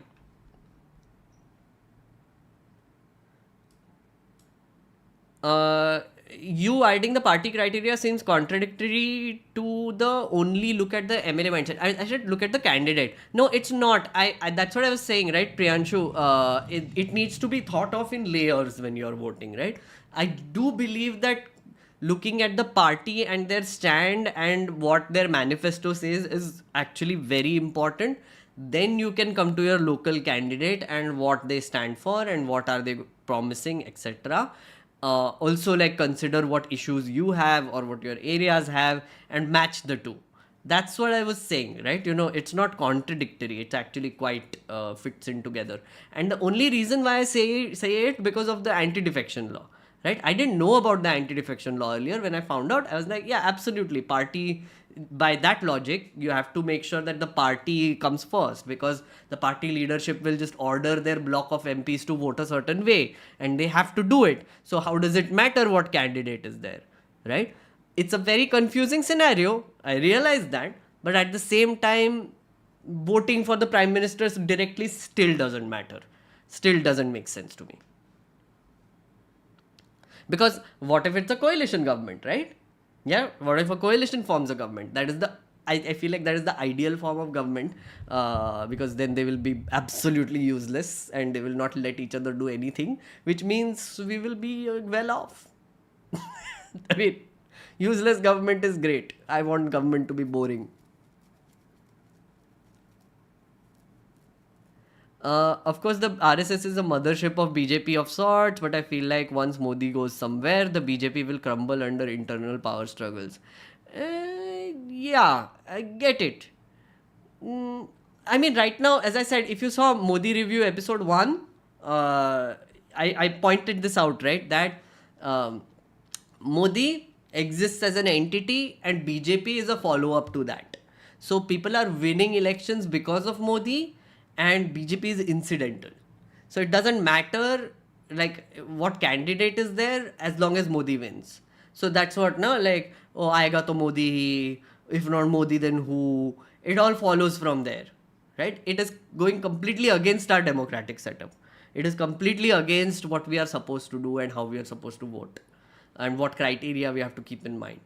This is a presidential form of elections, and it completely broke our systems and institutions and everything. And it is one of the biggest reasons why we are seeing so many things happening which seem to be completely off. Now, I feel our international facing bureaucrats do come off as standoffish and arrogant in foreign meetings too. News bro is saying. Again, I don't know how they behave inside meeting rooms. If you're talking about Jai Shankar being boisterous and whatever, he does that for those 30-second, 60-second reel clips. It's very clear, right? If you watch the entire interview, he'll be like extremely reasonable about everything, and then for like a minute he will be like randomly outrageous, and then he'll be normal again. It's a very obvious tactic that he does. Like, so that all this slap to liberals, slap to foreign countries gang will also share it. They feel great about, oh, proud. It's all that, no, proud. Indian government has taken a stand and supported Israel and condemned the attacks by Hamas. Again, Arnab, if you look at the stand that Modi has taken, he has condemned terrorism on Israel. Look at the words. There is a letter in which we supported Palestine earlier, right? The Palestinian cause. Historically, our government of India has been in favor of the Palestinian cause in general. So even now, we haven't outright said that we are with Israel. I stand by Israel. Our punter log on the side are saying it, and that is enough, right? But nobody is looking at whether the government is saying it or not. They haven't. They have condemned an act of terrorism, which is good. Yeah. Also legit. Condemn terrorism. Very normal. Very good. Very neutral. Yeah. Love your streams, cannot afford membership yet, but like, share, subscribe for sure. Shrishti, no worries, it's okay. I'm here. Whenever you can afford, whenever you can support, or you can just share the stream. You can get your friends to watch it with you. Do that. It's fine. Whoever can afford, whoever can, support, they're doing it. And of course, they're doing it for you as well. So you should be thankful for them. What I wouldn't give for a boring government. Exactly, Vimo. I'm dying for a boring government. Government are service providers. They need to be boring. They shouldn't be like in my face all the time. I don't need a politician in my face every single day. Just do your freaking job. Just do your freaking job. Yeah. The government needs to just do a job. Yeah. We also really need to look at it that way, right? That the government is doing a job. The politicians are doing a job. And we need to hold them accountable. We are the bosses. They are the employees. Bosses hold employees accountable. It's not the other way around. You are not the employee and they are not the bosses. We are actually paying taxes which pays them salaries. And also like all the luxuries that Modi ji uses, like, Bhiksha or whatever, Guru Dakshina, however you want to call it. Vishwa Guru ko Guru Dakshina bhi deni padti hai na?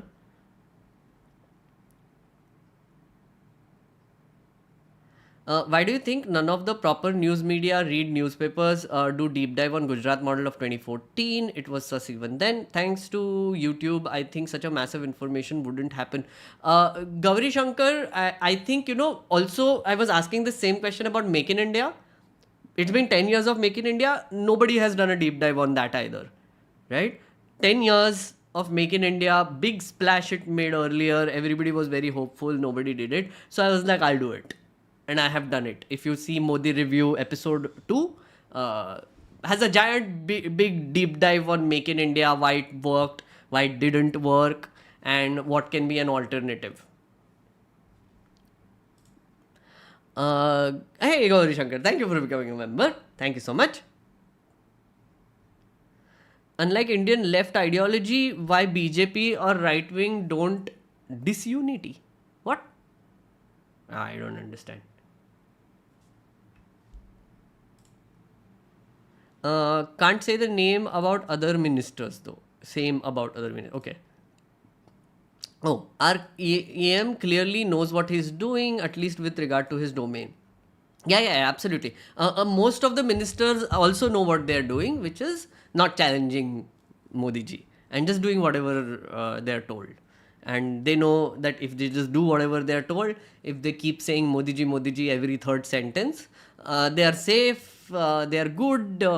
What the requirement for the Modi government is, if you are a minister, you must just do what the PMO tells you to do. That's it. That's the only requirement. Doesn't matter. Like as I said, Bhaviji Papad sir, who is our law minister, introduced the reservation bill, women's reservation bill. If you saw our stream, if you saw the video, it was clear that he hadn't read the bill because he gave completely wrong information about delimitation and whatever. So exactly, like, so he was just handed a bill like maybe like half an hour before. You have to talk about this now. Now go, chalo. 1 hour before, whatever. Prepare. Yes. So he just read out statement of objects and reasons in the end, right? And gave some random explanation. That's the requirement, right? You just do whatever the Modi government, Modi ji specifically, and his PMO tells you to do. Yeah? All good.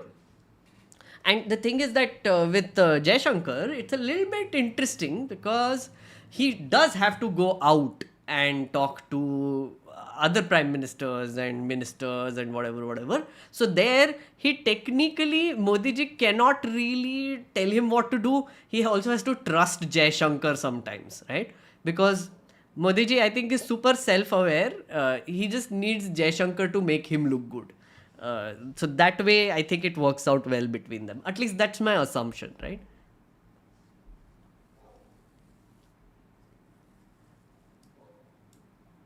Influencer government is what we have today. Yes. Kobia is saying Make in India sounds like jugaad. Oh, yes, it does. Actually, Kobia, you are right. I hate that word jugaad. And you are right. It does sound like that. Absolutely. In West, politicians serve the country, and in India, the rule. Yeah. Are there any upgrades to democracy? Any new concepts is what Suraj is asking. Upgrades to... So this is something that I think... so there is a podcast I did, Shortcast. You guys should listen to that, where I was asked this question. Last week only, I think it was released. Shortcast podcast is what it's called. Are there any upgrades to democracy? The way I think of it is, democracy currently is the best system we have for running society. Think about it this way, right? So what is the point of a government? Human beings are social animals. Yeah. We come together and then we achieve certain things and objectives, tasks, right? For example, we have to build a bridge. One dude can't build a bridge. One dude can't go make steel. One dude can't go and do planning. One dude can't go and just put it all together and build it together. Yeah? Not possible. So what this person needs is other people to work together towards a common goal. There are different sort of expertise that needs to come together to build that bridge, right? And also there needs to be a manager on top who is directing this crowd towards a common objective. That is essentially what the job of a government is, directing society towards progress and just mutually beneficial things. Come to a common minimum program which will benefit society at large and the people that this government is governing over, and they essentially go forward. Now what happens is, in a feudal system, the king will just assume that they know the best and that some God-given right has come to them and they will rule and they will issue diktats and they will basically do whatever they want. The people have more or less no say, but at the same time, this is a manager who takes no advice, takes no accountability, and just directs society in a certain way. But with democracy, it's a two-way conversation, right? Which is, all these people will come together, they will vote for one particular, in our case, party, but let's say a manager, and the manager will be on top, and there is a exchange of trust happening here. The manager will trust the voters to basically do the job, like duties, and the manager will also say that if you do your duties and if you go in a certain way that I tell you, which is mutually beneficial, I will also protect your rights. On the other hand, the crowd which is voting for this person will be like, yeah, we trust you to take us in the right direction. In a very basic way, that is what democracy is. That is what a system of government is. Yeah. So, is there a better system than this? At the moment, I don't think there is. But if you think of it this way, can we make this better? Right? Can we make this exchange better? Is what you need to think about. Because democracy when India became independent versus democracy now is also very different. Right? The, the way we can improve it, for example, is, let's say, information transfer. What is the manager doing on a day-to-day basis? Yeah. Is it possible to tell the people that this manager is going in this way, that way, whatever? Is it possible to keep a watch on that? And is it possible to relay that information to the people in a correct way? Yeah. That is the media's job. So can we come up with a good system for the media to exist? Can we come up with a better funding model? Yeah. Or can we come up with a system like a live stream? Yeah. I'm telling you, like, for example, the stories I covered today, right? Which is our friend, business sir, environment story. Yeah. Which is gets like coal blocks from a forest area. Number 2, which is, single bidder gets coal blocks just as a, because the government's changed rule. Yeah. I'm telling you these things because I feel like this is information that you need to have to become a more effective participant in a democracy. And that is what matters. So in a way, by improving this communication on this live stream, in a way we are figuring out ways to make our democracy work better. Does that make sense? Yes, it does. Because it made sense to me as I was talking. That's how this works. I hope that answered your question.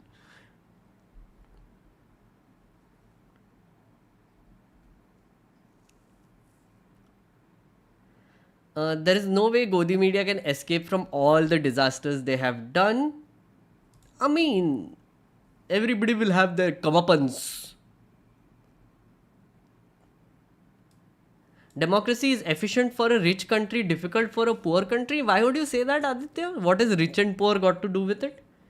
I don't know. Mode of production is different from an idealistic term of democracy. Okay, sure. Democracy has been gamified to benefit politicians. Can't we learn from the current loopholes and build stricter democracy variant? Yeah, that's what I was saying, right, Suraj? That like incremental changes, little changes which happen over time to make democracy stronger as a system is what I was talking about. Suraj, very well explained. Oh, thank you so much. Great. Guys, clip mil gaya, guys. Yes. Thank you, Suraj. Thank you for that. I think that's a very good clip to put out. Better system than democracy. Okay, last few questions. Read or saw in Caravan, Sujata Singh claimed that S. Jaishankar knew the correct buzzwords to get into the Modi's inner circle. He looks competent, but is he Dr. MMS level competent? I don't know. I mean, I don't think I would be the right person to judge that. And I'm just telling you what I feel based on what I see, right? Off topic, I miss your Know Your Neta. It was nice idea. Any chance we can have it back? Know Your Neta. Oh, that was so long ago, man. Khalsh? Yeah. Actually, that's not a bad idea. We can revive that. Guys, do you think we can revive Know Your... Oh, I don't think you know what is Know Your Neta. Khalch is clearly following me for a while because I remember doing this idea in 2017, 2018. Constitution Season 1 is when this idea was done. So what we had done was that at the end of every video, I would ask people to essentially find out who their neta is, and we would discuss what they have done in a particular live stream only. We can do that actually. That's not a bad idea. Let me figure out a way to do that. Maybe Discord पे कर सकते हैं. Like, I mean, I can ask some Discord people, like members essentially. If you come to Discord, maybe we can create a channel called Know Your Neta, and you can give me some names of netas that you want me to discuss. And then in these live streams, we can do that. We can have an entire segment discussing one neta based on what a member suggested, one or two netas. Let's do that. Thank you so much, Kalsh. That's a great idea, man. I think we should do that. And that will make some great clips also.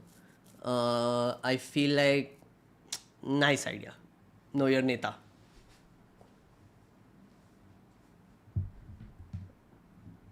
Is the social media to a lesser extent doing to Rahul Gandhi what Arnab and Co did to his holiness? Oh, okay.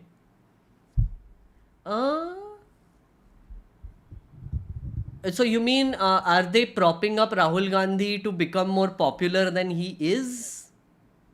Is that what you're saying? Sure, maybe. But it's also like, if you saw the Bharat Jodo Yatra, he specifically spoke to YouTubers. I think he spoke to Kunal Kamra, he spoke to Samdhish, and there was a Curly Tails thing. And I think Mook Nayak, he went and gave an interview to no mainstream media. They're completely dependent on YouTubers. So, yeah, maybe. I don't know. Because the act of resistance is mostly coming from the YouTube internet space. Mainstream media se to kuch ho nahi raha hai. I don't know who watches mainstream media, honestly. The TRP system is absolutely garbage. I don't understand who watches it. Yeah, so... know your Neta sound very nice. इतना famous जो नहीं है ऐसा नेता लेके करो. या Sourdeep, exactly right. हमारे नो योर नेता में when I used to do it, people were doing it with really unknown MPs, because the point is that you say, let's say Sourdeep Sarkar. अच्छा, let's do an example of this, guys. You want to try this? Sourdeep, can you tell me which constituency you are from? Which area constituency you are from? We will do a know your neta live abhi. Yeah, let's try that. I think that should be fun.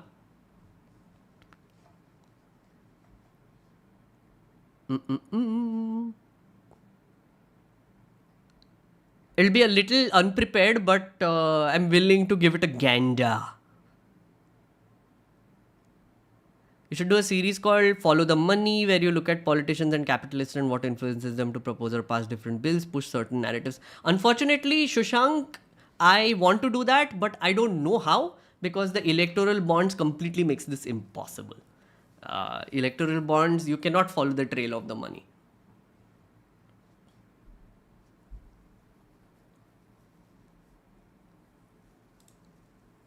What is your new book about? Is it a sequel to your first book or what? No, Jatin. My first book was fiction. I am writing a non-fiction now, which is going to be very interesting. It's taking a while for that very reason. I was going to tell my MP only. Oh, Adhir Ranjan Chaudhary. No, sorry, Deep. Adhir Ranjan Chaudhary is a big MP. You cannot do that. But still, chalo, theek hai. I mean, wait. Guys, this is a very interesting and useful tool which I'm going to show you today to know your neta, essentially. Okay, so this is the PRS website. Just a second. Yes, this is prsindia.org if you want to know. Right, you go to MP, MLA, Parliament. Yeah. यहाँ पे 17th Lok Sabha, Party, Educational Qualifications. यहाँ पे you can just find him. Search. Where is it? Adhir Ranjan. Yeah, Adhir Ranjan Chaudhary. Okay, so now his whole report card comes, which is So he's from West Bengal. INC elected Bahrampur. Yeah. Selected 91% attendance, number of debates 211. He's also the leader of Congress in the thing. So this explains the participation that he has. Okay. MP, selected MP, private members' bills, yada yada yada, number of questions, jo bhi hai. But if you go down, this is the interesting part, right? Where you can actually see what he's raising. Discussion regarding Chandrayaan 3, inaugural session of Rajya Sabha, Parliament's long journey, motion of no confidence, government bill, special mentions, request to government discuss issue of Jammu Kashmir in the House, raise of issue in rising price of animal feed. Okay. Raised an issue of internal security in view of the deteriorating law and order situation. Okay. So this is how we'll do Know Your Neta. But other than that, I would also add a layer of finding out more about what is happening in Behrampur. Right. So it is important to connect what is happening in Behrampur. Like, let's say some news articles. Has Adhir Ranjan Chaudhary responded to that? What is he saying about it? What is he doing about it? Again, MPs can do very little technically, but at the same time, you can still do like a constituency review of Behrampur as well, right? Which is how much MP LED funds have been spent, how effective is he? So that's how we do Know Your Neta, right? So we start from here and we go in all sorts of directions. So let's do this. Great idea. Comments auto-deleting? No. I'd binge through Constitution playlist during COVID lockdowns. Yeah. Oh, I hope you liked it. How does a benevolent dictator look like? Okay. Random. Okay. I read The Hindu instead of following stupid 9 p.m. debate shows. My vocabulary and IQ has improved significantly after I started reading The Hindu. Yeah, Lohit, exactly. Like, newspaper reading is so much better. Mainstream media is watched by that one member in the family who keeps the channel on just to avoid feeling lonely or annoy other family members. Yeah, maybe. Yeah. Or they have nothing better to do. Yeah. Or they want to feel informed, right? So if they have like a group of people, friends, etc., who they want to show off to, or like, you know, have like opinions ready, they'll be like, the first place they'll go to is, oh, debate में क्या हो रहा है देखते हैं, at least कुछ तो opinions मिलेंगे. But even there, do you really get any information? I'm so doubtful about that.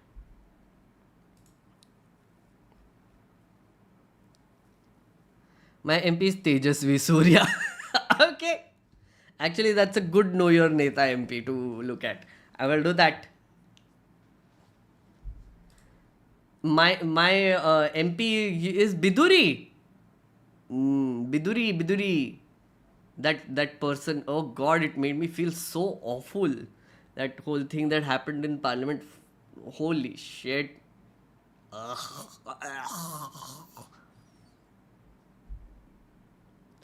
always wonder how Bangalore elects Tejasvi Surya. Gauri Shankar, I have theories. And I'm sure Lohit has theories too about this. So while we watched on PBS, apparently it's free, just need a VPN. Oh yeah, I think it was on YouTube also, it got leaked or something, right? Also, nobody talks about Adarsh Gram. Okay. This is my video live stream of you. I feel like I've seen you on News Laundry. Anyways, loving your content. This is your first live stream, Arjun. Oh, hello, welcome. I hope you're liking it. I hope you're having fun. We do this every Wednesday night, so you can come chill. Yeah, and every Saturday, Friday also we do like some members only streams. So you can come for that if you become a member. But yeah, Wednesday night is when we do it. I'll see if I want to increase the frequency later, because again, I want to do more of these live streams, but still on the fence about that. It is also a source of cocktail party shows for the Bhakt. Wait, no, that's left. Yoga party show. My MP is Tejasvi Surya. He's youth model, Sapio God, future PM. My MP T. Sumati. Ah, yes, T. Sumati. Where? Anyway. Sorry, the MP, so the website I'm looking at is called prsindia.org. I've just put it on chat. Ravi Shankar Prasad, okay. Singapore is a city, there is no instance of benevolent dictator. Okay, so there's some benevolent dictator talk also going on. Okay, friends, I think we are done. I think I covered all stories. There was one more left, but I'm going to cover that next time. It's also a very interesting story. I'll just show you. On Wire, there is this report if you want to go through it. This is officers in charge of CAG reports on Ayushman Bharat graft, Bharatmala cost irregularities transferred.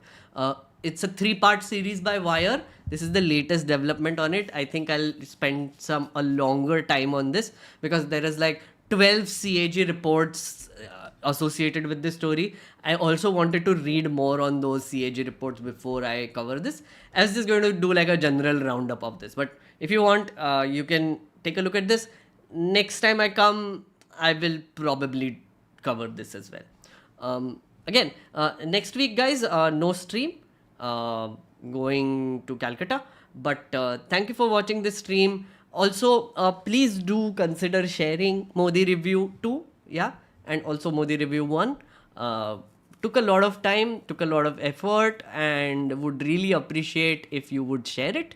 It is a kind of new content which people don't usually see, but I do want more people to see it. I do want more people to get an appetite for long form, calm, fun videos. So if you can, much appreciated. And thank you so much for this. Newsbro wants more streams.